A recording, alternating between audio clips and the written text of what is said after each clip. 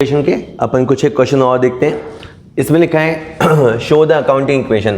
पहले में क्या लिखा है, Shri Ram commences business with cash. Mr Ram ने बिजनेस स्टार्ट किया।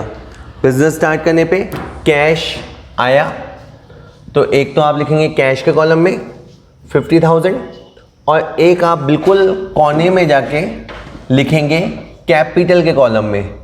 तो कैश का कॉलम और कैपिटल का कॉलम, इससे आपकी जर्नल एंट्रीज की नॉलेज भी पक्की बनेगी। सेकंड है पेड रेंट इन एडवांस। अब ये इंटरेस्टिंग है, हमने रेंट पे किया एडवांस में तो हमारा कैश गया, तो ये कैश में से गया माइनस, और हमारे लिए एक तरह का असेट क्रिएट हो गया। अब यहाँ पे अपन एक कॉलम लिखेंगे प्रीपेड रेंट कि सर ये क्या हुआ, मतलब हमने अभी महीना पूरा भी नहीं हुआ, शायद 2 दिन ही हुए और हमने एडवांस दे दिया, तो एक तरह से हमारे लिए असेट्स क्रिएट हो गया। कि सर असेट्स कैसे, मतलब आप उस रूम को, उस बिल्डिंग को यूज़ कर सकते हो महीने भर के लिए। अगर साल भर का एडवांस दिया है तो साल भर के लिए, तो फ्यूचर में कोई इनफ्लो आएगा, या तो इनफ्लो मनी के रूप में आता है या फ्यूचर में आपको कोई बेनिफिट मिलेगा। थोड़ा टफ था। एक तो होता है कि अपन महीना भर रह लिए होते, और फिर पैसा दिया होता, तो उसे अपन बोलते हैं एक्सपेंस। लेकिन सर्विस एंजॉय करने से पहले ही पैसा दे दिया तो वो है असेट। ठीक है, अभी के लिए काफ़ी रहेगा। अब अपने को ये आ गया है कि हर ट्रांजैक्शन के बाद नई इक्वेशन हम निकालते हैं, वो हमें आता है, लेकिन अब मैं उसमें टाइम ख़राब नहीं करूँगा। अब मुझे जो भी प्लस माइनस करना है वो मैं लास्ट में करूँगा। पहले के 2 वीडियोज़ में मैं लाइन बाय लाइन चला, तो अगर आपने छोड़ दिए थे वो वीडियोज़ तो पहले उनको देख लेना। चलिए तीसरा सुनेंगे, परचेज द टाइपराइटर। हमने टाइपराइटर परचेज किया, व्हाट हैपन्स, कैश गोज, तो ये आपका कैश गया, और यहाँ पे आप एक कॉलम क्रिएट करेंगे टाइपराइटर का। यहाँ पे आपके पास टाइपराइटर करके कॉलम आएगा। ठीक है, चलिए next, bought furniture from Messrs Mohan furniture on credit. हमने फर्नीचर मंगाया, 3,000 का मंगाया और उधार मंगाया। मोटी बात क्या है, फर्नीचर मंगाया तो फर्नीचर आया, यहाँ लिखा फर्नीचर कि सर अपन ये कहाँ चल रहे हैं, ये असेट साइड है।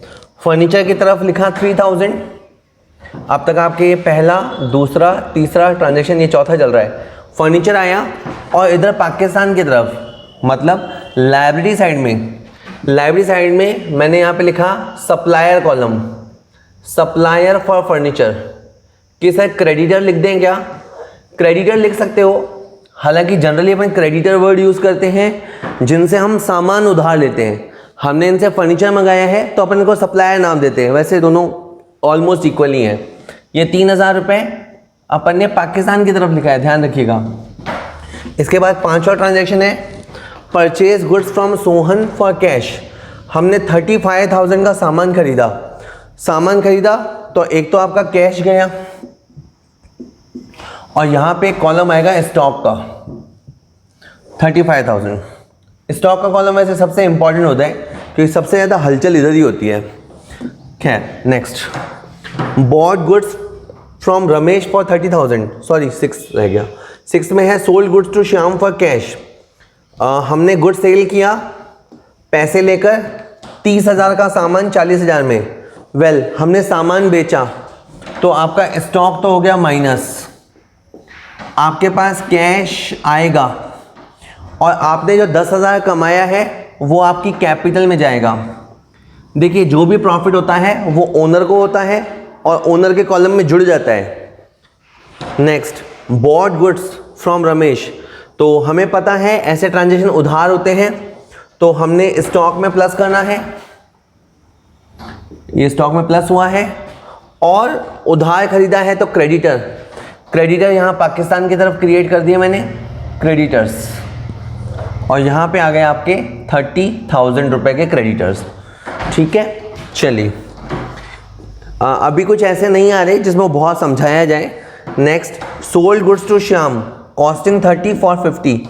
30,000 का सामान हमने 50,000 में बेचा, 30 का सामान 50,000 में, तो यहाँ पे एक तो आपका सामान गया, स्टॉक में से माइनस करेंगे, एक डेटर्स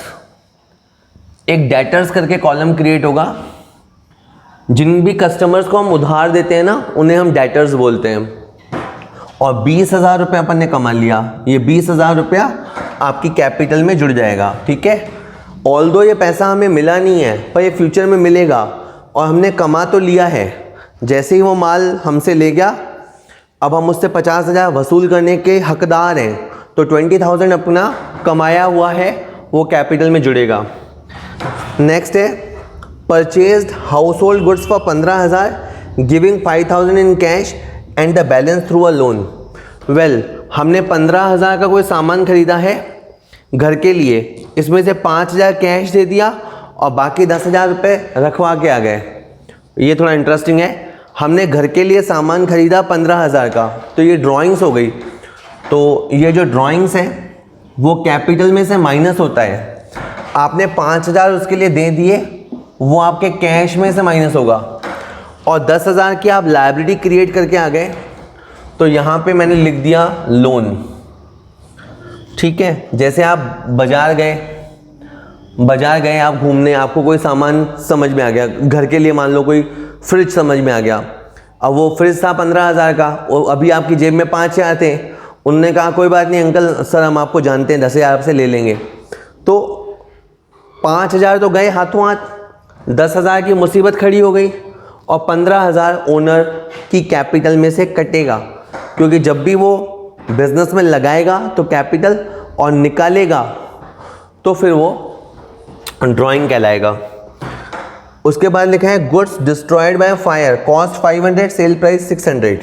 समझो जो माल 500 का था और हम 600 में बेचने वाले थे, वो माल जल गया, तो स्टॉक में से तो माइनस कर दो और आपके कैपिटल में से भी माइनस कर दो। जो भी लॉसेस होते हैं, ऐसा लिखने की ज़रूरत नहीं है, मैं बता रहा हूँ, जो भी लॉसेस होते हैं वो आपकी कैपिटल को कम करते हैं। चलिए नेक्स्ट देख लेते हैं। यहाँ अपन 9th में तो अपन ने गुड्स परचेज़ किया था, ये 1 2 3 4 5 6 7वां 8, ठीक है, थोड़ा ऊपर नीचे हो गया मामला, 9 और 10, ठीक है, 10 ट्रांजेक्शन हो चुके हैं। उसके बाद 11th में है paid half the amount owed to Mohan furniture. हमने मोहन वाले का आधा पेमेंट कर दिया। मोहन वाला यहाँ पे था, ये वाला, हमने उससे 3,000 का फर्नीचर लिया था, आधा पैसा यानी 1,500 दे दिया। 1,500 हमने दे दिया तो आपका कैश में से 1,500 चला जाएगा और 1,500 रुपये आपका लायबिलिटी में से भी कम हो जाएगा, ठीक है। हमने उसे दे दिया पैसा तो कैश में से कम हो जाएगा और हमारा लायबिलिटी भी कम हो जाएगा। लास्ट ट्रांजेक्शन है paid cash 5,000 for loan and 300 for interest. अब हमने 5,300 रुपया दिया है, ठीक है, तो कैश में से गया 5,300, लोन में से गया 5,000 और ये जो 300 रुपये है, ये 300 रुपये इंटरेस्ट एक तरह का एक्सपेंस है और एक्सपेंस जो होगा वो कैपिटल में से माइनस होगा। रिपीट, 5,300 हमने दिया है, वो कैश में से माइनस होगा, इसमें से जितना लोन कंपोनेंट है वो लोन में से माइनस होगा और 300 रुपये इंटरेस्ट है। 300 रुपये का आप पर्सनल एक्सपेंडिचर मानो तो भी वो कैपिटल में से लेस होगा और अगर 300 रुपये बिजनेस एक्सपेंडिचर मानो तो भी वो कैपिटल में लेस होगा, ठीक है। थोड़ा लंबा क्वेश्चन था। आखिर में आपको क्या करना है, ये प्लस माइनस देख लेना है कि आपका लेफ्ट हैंड साइड और राइट हैंड साइड बराबर है या नहीं। तो अपन पेशेंस रखेंगे 2 मिनट और इसको देखेंगे। 50 में से 2 गया 48, 41, 41 में 35 गया 6, 46, 41, 41,000 यहाँ तक हो गया और इसमें से 6,800 गया, ठीक है। तो यहाँ हुआ 34,200। ये तो आया कैश में, 2,000 आया प्रीपेड में, 7,000 आया टाइपराइटर में, 3,000 आया फर्नीचर में, 35 में से 30 गया 5, 35 वापस 5, 4,500 और ये 50,000 रुपये डेटर्स में, ठीक है। तो 34,000, 36, 43, 46, 50, 50, 50, 1 लाख, 1,07,000 1,00,700, ठीक है। 34 और 2 36, 43 46 50 100 1,07,000। इधर देख लेते हैं, 1,500 रुपये मोहन वाले के बाकी हैं, 30,000 के क्रेडिटर्स बाकी हैं, 5,000 रुपये का लोन बाकी है, 50 और 10 60, 60 और 20 80, 80 में से 15 गए 65, 65 में से 800 गए 64,200, 15 30 और 5 35, 35 और 64 99, 1,07,000 मैच हो गया है ना। चलिए एक बार देख लीजिए, 30 और 5 35, 35 और 1 36, 36 और 64 100, 1,07,000। आखिर में LHS और RHS बराबर होते हैं, ठीक है। तो एक बार आप इसको रोक रोक के हर ट्रांजेक्शन को एक बार आप खुद समझिए, आ जाएगा गाना।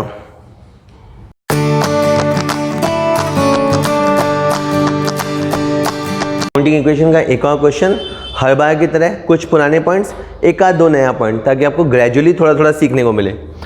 प्रिपेयर एन अकाउंटिंग इक्वेशन, तो आप सबसे पहले जाके लिख सकते हैं A equal to L plus C, assets बराबर liabilities plus capital. Urmila started business with cash, Urmila ने बिजनेस शुरू किया तो उसके जो घर का पैसा था वो निकाल के बिजनेस में उसने लगा दिया। तो एक तो आपको कैश कॉलम में एंट्री करनी है, अकाउंटिंग इक्वेशन में कॉलम होते हैं और आपको एक सही कॉलम में जाना होता है, तो कैश में लिख दो और कैपिटल में लिख दो, ठीक है। उसके बाद सेकंड में लिखा है परचेज गुड्स फ्रॉम कमल, कि हमने कमल से सामान खरीदा, तो हमारे पास स्टॉक आया कि सर गुड्स लिख दें, गुड्स की जगह इस चैप्टर में आप स्टॉक ही बोला करो। 5,000 का स्टॉक आया और ये हमने सामान कमल से उधार खरीदा है, कि सर उधार लिखा हुआ तो नहीं है, बट इस पर हमारी बहुत बार बात हो चुकी है कि जब किसी का नाम आ जाता है और कैश का जिक्र नहीं होता तो हम मानते हैं कि जिसका नाम आया हमने उससे उधार सौदा किया है, तो हमने कमल से उधार खरीदा। इससे क्या होगा, लायबिलिटी क्रिएट हो जाएगी। लायबिलिटी मतलब ये पैसा हमें देना पड़ेगा, ठीक है। तो यहाँ पे राइट हैंड पे पाकिस्तान की तरफ मैंने क्रेडिटर का कॉलम क्रिएट किया, एक अंदाजे से मैंने ये जगह छोड़ी है, और उस तरफ लाइबिलिटीज का कॉलम क्रिएट किया है 5,000 रुपये, ठीक है। अगर आपने पहले के वीडियोस छोड़े हुए हैं तो पहले उनको देखना।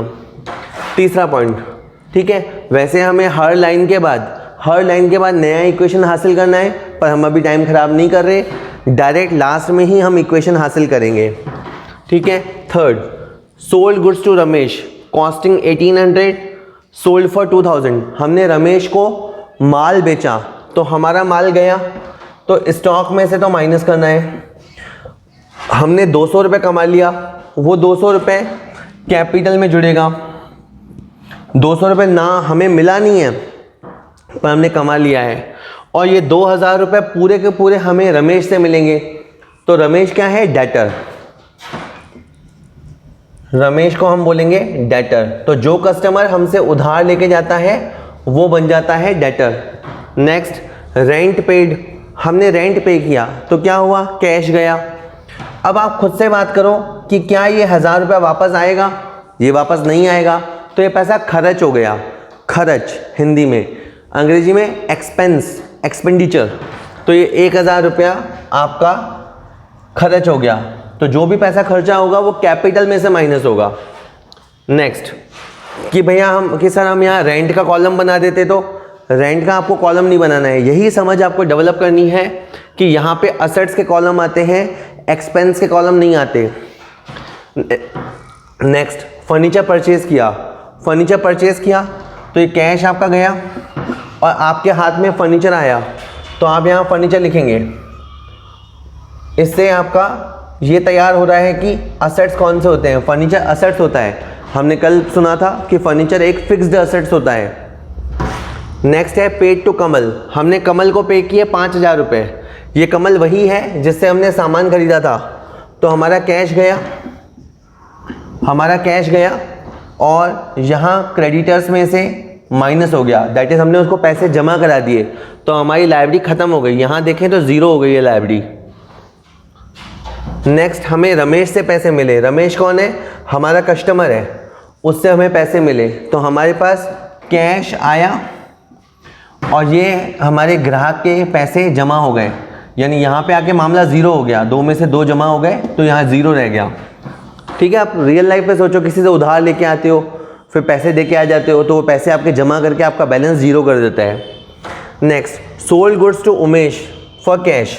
अब यहाँ पे नाम भी आया और कैश भी आया, तो कैश को ज़्यादा आपको इम्पोर्टेंस देनी है।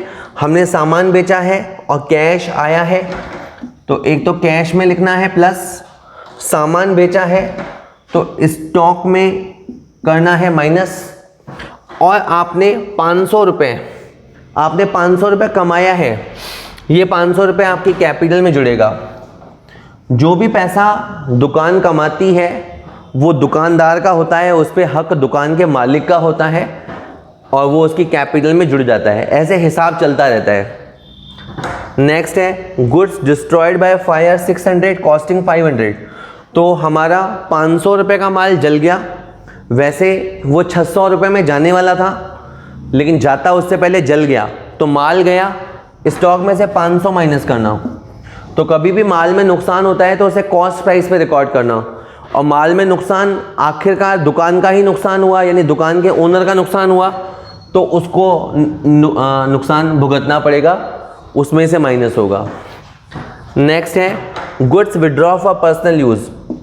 जो दुकान के ओनर हैं उन्होंने 500 रुपये का माल दुकान से उठा लिया, दुकान से उठा के घर ले गए या खा गए तो स्टॉक में से माइनस होगा और ये उसकी कैपिटल में से माइनस होगा।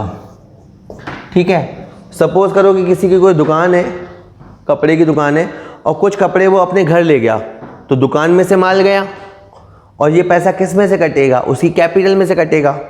कैपिटल और ड्राइंग के हम 2 कॉलम नहीं बनाते, हम कैपिटल में से ड्राइंग को एडजस्ट करते हैं। Next, goods purchase for cash.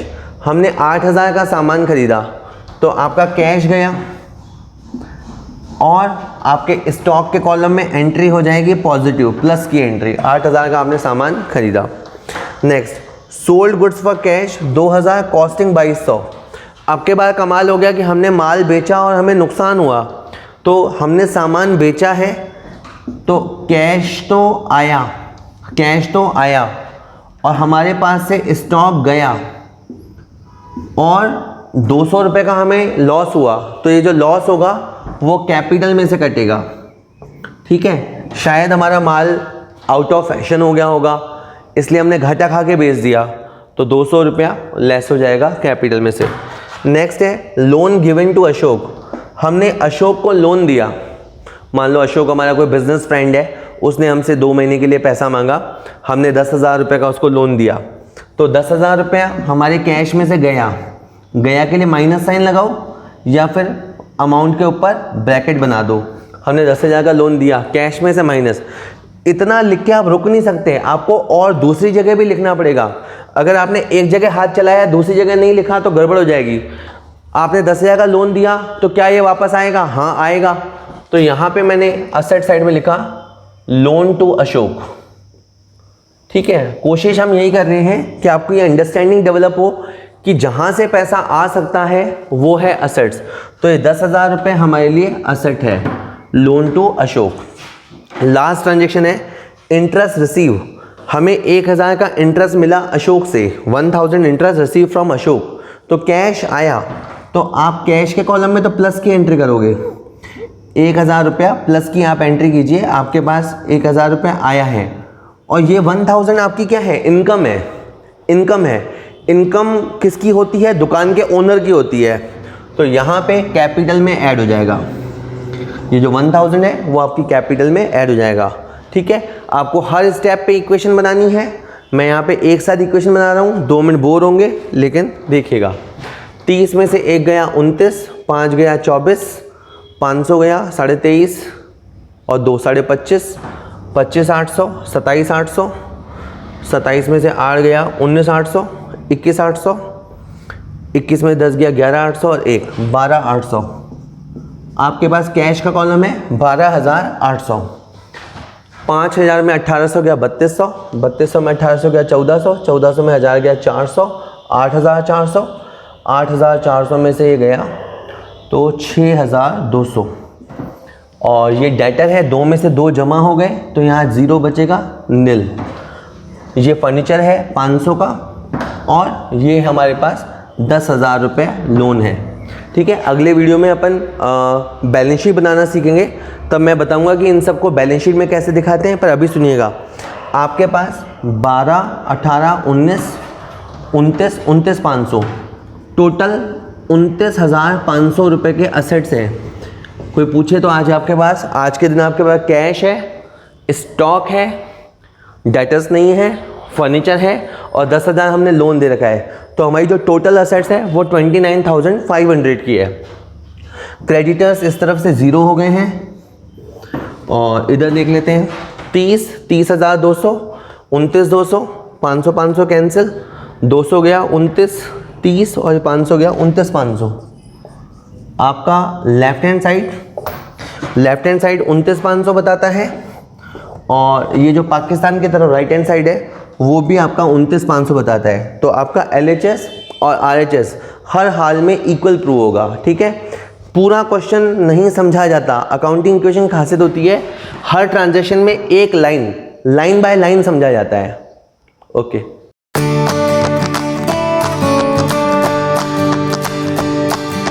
एक और लास्ट क्वेश्चन हम देख लेते हैं। What will be the effect of the following on the accounting equation. ये 11 ट्रांजेक्शन है, और हर ट्रांजेक्शन आपकी इक्वेशन को बदलेगा। Harish started business with cash. Harish ने बिजनेस स्टार्ट किया, क्या हुआ, कैश 1,80,000 रुपया हमारे बिजनेस के अंदर आया, और ये पैसा आज के दिन किसका है, कैपिटल कहलाएगा। यानी अगर एक दिन बाद ही इसका मूड चेंज हो जाता तो ये 180,000 वापस हरीश को ही दे दिया जाता, या हरीश निकाल लेता। परचेज गुड्स फॉर कैश, इसके बाद इन्होंने 60,000 का सामान खरीदा। सामान खरीदना होता है, इसीलिए तो इसने पैसा लगाया था। सामान खरीदा तो कैश में से माइनस हो जाएगा, और स्टॉक के अंदर 60,000 की एंट्री हो जाएगी। कैश में से माइनस, स्टॉक में एंट्री हो जाएगी। Next, purchase goods for credit. इन्होंने 30,000 का सामान उधार खरीदा। उधार खरीदोगे तो भी सामान तो आएगा, तो स्टॉक के अंदर तो अपन ने किया प्लस, और आपके लिए एक मुसीबत खड़ी हो जाएगी, आपके लिए एक लायबिलिटी खड़ी हो जाएगी। तो यहाँ पे आपको एक क्रेडिटर का कॉलम बनाना है राइट हैंड पे पाकिस्तान की तरफ कि 30,000 रुपया हमारे लिए लायबिलिटी है। Next, sold goods for cash 40,000, costing 24,000। 24,000 जिसकी कॉस्ट थी वो हमने गुड्स 40,000 में सेल किया। क्या हुआ, कैश आया। तो कैश के अंदर तो आप लिखेंगे 40,000, स्टॉक में से गया 24, और जो गैप है 16,000 वो हमारा प्रॉफिट है। तो वो प्रॉफिट किसका है, ओनर का है। प्रॉफिट कमाएगा यही सोच के तो उसने दुकान डाली थी, यहीं पे 16,000 उसने कमाया, तो सबसे ज़्यादा खुशी इसी को होगी। Next, rent paid 5,000, rent outstanding 3,000। 5,000 rent दे चुके, 3,000 देना बाकी है। फॉर एग्जांपल ये जो उसने दुकान शुरू की है वो एक किराए की दुकान है, किराया 8,000 रुपये किराया उसका होगा। तो मैंने कहा भाई साहब 5,000 ले जाओ, अभी लॉकडाउन चल रहा है, 5,000 ले जाओ। तो कैश में से 5,000 चला गया। 3,000 हमें देना है, तो वो हमारे लिए लायबिलिटी है। तो यहाँ पे मैंने कॉलम बनाया रेंट, आउटस्टैंडिंग पूरा लिखूंगा, OS लिखा है अभी, और यहाँ पे लायबिलिटी में आ गया 3,000 की लायबिलिटी। हमारे ऊपर एक्सपेंस कितने का था, यानी हमारे ऊपर जो बिल फटा वो बिल फटा 8,000 का। जो बिल आया हमने चुकाया नहीं चुकाया वो दूसरी बात होती है। बिल कितने का बना, 8,000 का। आप एक होटल में खाना खाने गए, ठीक है, पूरी लंबी चौड़ी फैमिली, 8,000 का बिल बन गया, पापा ने 5,000 दे दिए।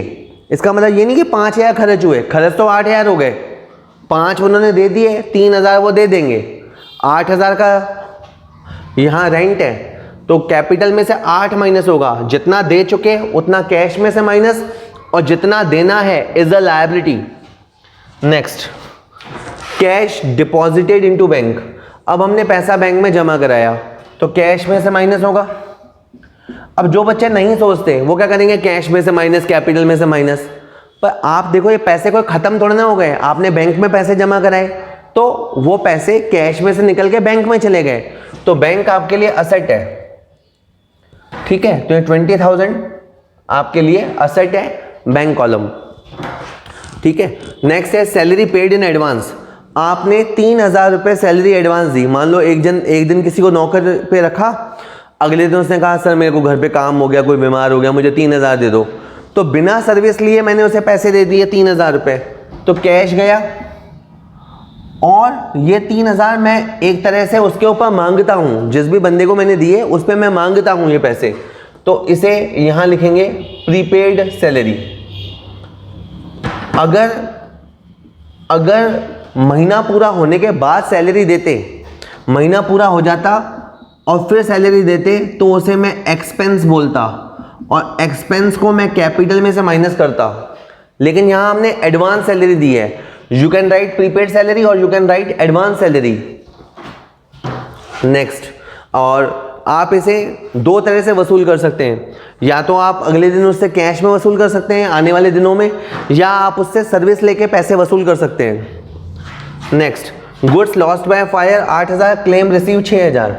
आपका माल जल गया 8,000 का और क्लेम हमें मिला 6,000 का, तो कैश हमारे पास आया, तो कैश के अंदर लिखेंगे 6, स्टॉक में से माइनस करेंगे 8, और 2,000 का नुकसान हो गया, वो 2,000 का नुकसान ओनर बेयर करेगा, जो दुकान का मालिक है उसे सहना होगा, तो वो उसकी कैपिटल में से माइनस होगा। Next, cash receive from debtor 19,000, allowed him discount 1,000। हमें डेटर से पैसा मिला, तो कैश में तो लिखेंगे प्लस, और डेटर में से आपको 20,000 जमा करने होंगे। वेल, इस क्वेश्चन में डेटर कहीं है ही नहीं, तो मैं क्वेश्चन को बनाने के लिए यहाँ लिख देता हूँ सोल्ड गुड्स ऑन क्रेडिट।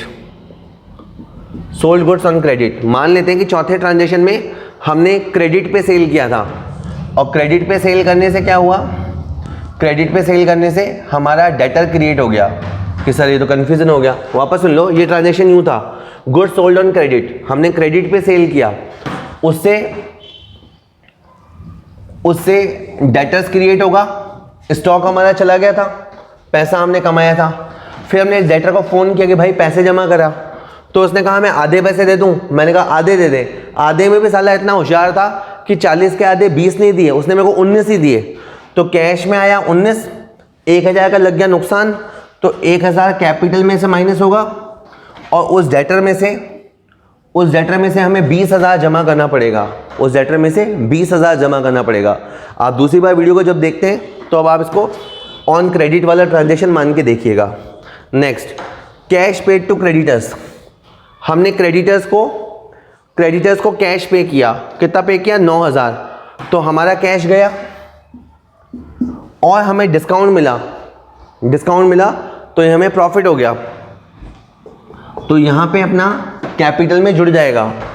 देखो हुआ क्या होगा कि हम क्रेडिटर को 10,000 देने गए, 9 तो उसे दे के आ गए और 1,000 बचा के आ गए, तो एक तरह से हमने 9,000 दे के 10,000 का हिसाब कर दिया।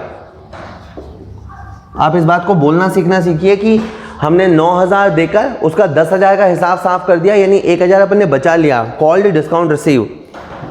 और लास्ट ट्रांजेक्शन है कमीशन मिला, तो क्या होगा, कैश आया, एक तो कैश में लिखेंगे, और ये क्या है, हमारी इनकम है, ये हमें वापस तो करनी नहीं है, ये हमारी इनकम है, यानी हमने कमा लिया, तो ये हमारी कैपिटल में जुड़ेगा।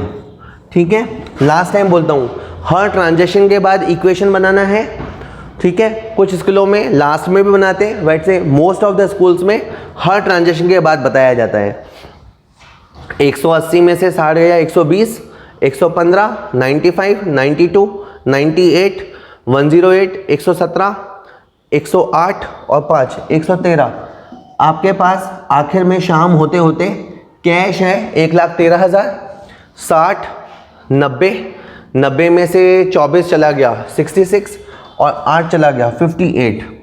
शाम होते होते आपके पास स्टॉक है 58, बैंक में पैसा रखा है 20,000, जिसे आप बैंक बैलेंस बोला करते हो, बैंक बैलेंस, और 3,000 रुपये हम किसी में मांगते हैं, इसका नाम है प्रीपेड सैलरी, और डेटर में से 40 में से 20 जमा हो गए, बाकी आपके 20,000 रह गए।